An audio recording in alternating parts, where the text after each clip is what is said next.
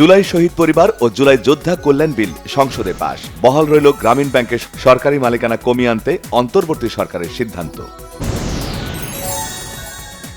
প্রতিকূল পরিবেশের মধ্যে অর্থনীতিকে এগিয়ে নেওয়ার চ্যালেঞ্জে এগোচ্ছে সরকার, বলেছেন অর্থমন্ত্রী আমির খসরু মাহমুদ চৌধুরী। সংরক্ষিত মহিলা আসনের জন্য বিএনপির মনোনয়ন ফরম বিক্রি শুরু, উদ্বোধন করেছেন দলের সিনিয়র যুগ্ম মহাসচিব রুহুল কবির রিজভী। বগুড়া ও শেরপুরের নির্বাচনে প্রমাণ, দলীয় সরকারের অধীনে সুষ্ঠু নির্বাচন অসম্ভব, মন্তব্য জামায়াতের সেক্রেটারি জেনারেল মিয়া গোলাম পরোয়ার।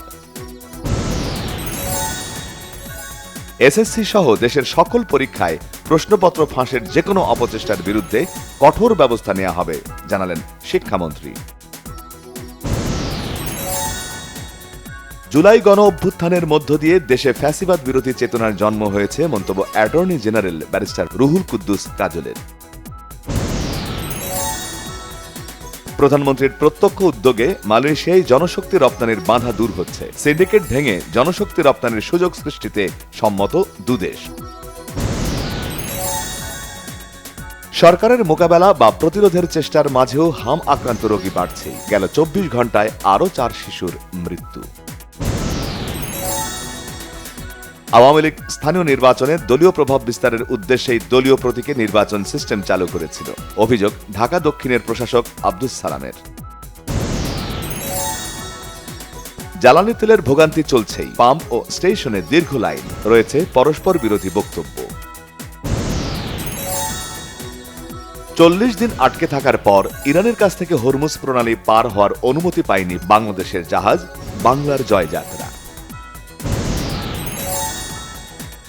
সবজি সহ নিত্যপণ্যের বাজারেও তেল সংকটের অজুহাত, বেগুন করলা 100 আর কাকরোল 150 টাকা ছুঁই ছুঁই। সিলেটের কোম্পানিগঞ্জ সীমান্তে ভারতীয় খাসিয়াদের গুলি, এক বাংলাদেশি নিহত। চলতি 2025-26 অর্থ বছরে বাংলাদেশের অর্থনৈতিক প্রবৃদ্ধি 4% পৌঁছতে পারে বলে পূর্বাভাস দিয়েছে এশীয় উন্নয়ন ব্যাংক। খুলনায় মাদক সেবনের টাকা না দেয়ায় মাকে খুন, ছেলে নাদিমকে আটক করেছে পুলিশ। হরমুজ সচল নিয়ে কথা আর কাজের মিল না রেখে যুদ্ধবিরতির শর্তভঙ্গের অভিযোগ তুলেছেন ডোনাল্ড ট্রাম্প। বৈধ অধিকারে কোনো ছাড় না দেওয়ার বার্তা মুজতবা খামেনির। ইসলামাবাদে শান্তি আলোচনায় বসতে যাচ্ছে যুক্তরাষ্ট্র আর ইরান। মার্কিন প্রশাসনের পক্ষে নেতৃত্ব দিচ্ছেন জেডি ভ্যান্স, তেহরানের পক্ষে আব্বাস আরাগসি।